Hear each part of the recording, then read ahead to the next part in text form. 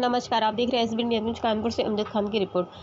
संदर्भ ज्ञापन के माध्यम से आपका ध्यान इस ओर आकर्षित करना चाहते हैं कि भारत एक लोकतांत्रिक प्रजातंत्र देश है। भारत में सभी धर्म, जातियों, वर्णों को समान अधिकार प्राप्त संविधान द्वारा प्राप्त है। वह अपनी धार्मिक अनुष्ठानों व पूजा पाठ करने के लिए पूर्णतः स्वतंत्र है। किसी भी मतभेद को संविधान में कोई भी जगह नहीं दी गई है। किसी भी भारतीय नागरिक का बहुमूल्य लोकतांत्रिक अधिकार कानून के समक्ष समान है। संविधान के अनुच्छेद 15, 16 एवं 19 में विशेष रूप से स्पष्ट किया है कि यह अनुच्छेद धर्म, वर्ण, जाति, लिंग अथवा जन्म स्थान के आधार पर किसी नागरिक के साथ भेदभाव करने पर रोक लगाता है। परंतु मौजूदा समय में त्रिपुरा में अल्पसंख्यक समुदाय के धार्मिक स्थलों पर हमले किए गए हैं। यह हमले सुनियोजित थे। इसकी सूचना प्रशासन को पूर्ण रूप में ही दी जा चुकी है। यह हमले कभी भी प्रदेश में हो सकते हैं। त्रिपुरा सरकार इस पर अंकुश लगाने का काम करेगी, लेकिन धार्मिक उन्माद फैलाने वाले लोगों पर अंकुश नहीं। और जुलूस की शक्ल में इकट्ठा होकर तो परियों ने मस्जिदों पर हमले किए व धार्मिक अल्पसंख्यक लोगों पर हमले हुए। इस प्रकार धार्मिक संख्या ईसाई समुदाय पर भी धार्मिक परिवर्तन का आरोप लगाकर उनके साथ भी शोषण किया जा रहा है। कई जगहों पर उनके भी धर्म गुरुओं के साथ मारपीट, अभद्र व्यवहार व उनका सामाजिक शोषण भी लगातार बदस्तूर जारी है।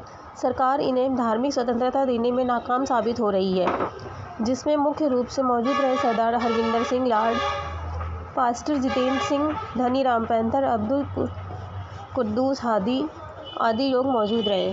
पादरी जितेंद्र सिंह, पादरी एसोसिएशन उत्तर प्रदेश का जनरल सेक्रेटरी।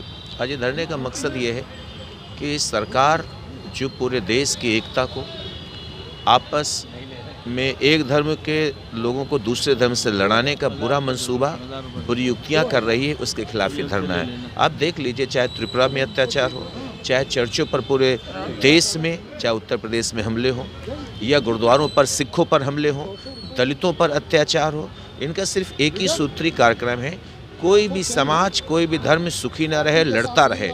और ये इनकी पॉलिसी है, और उसी पॉलिसी के तहत ये लोग चल रहे हैं। देश को तोड़ते जा रहे हैं, देश की एकता और अखंडता को तोड़ते जा रहे हैं। संविधान पर हमले हो रहे हैं, ये संविधान को मान नहीं रहे हैं। इसलिए आज सभी धर्मों के लोग, आज हम लोग एकत्रित होकर इस बात के लिए विरोध प्रदर्शन कर रहे हैं। अंसार खान है।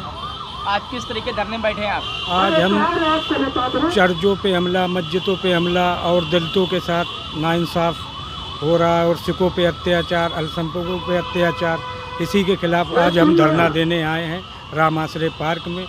और हमारी सरकार से यही मांग है कि इस चीज़ को रोका जाए, नहीं तो देश के हालात और ख़राब होंगे। और काम के और कारोबार पे कोई विचार नहीं है, आपस में लड़ाई और मस्जिदों पे हमला, और इसके ऊपर विचार है। भाई यही अपील है सरकार से कि ये बंद हो और सबको सही तरीके से चलने की रास्ता में।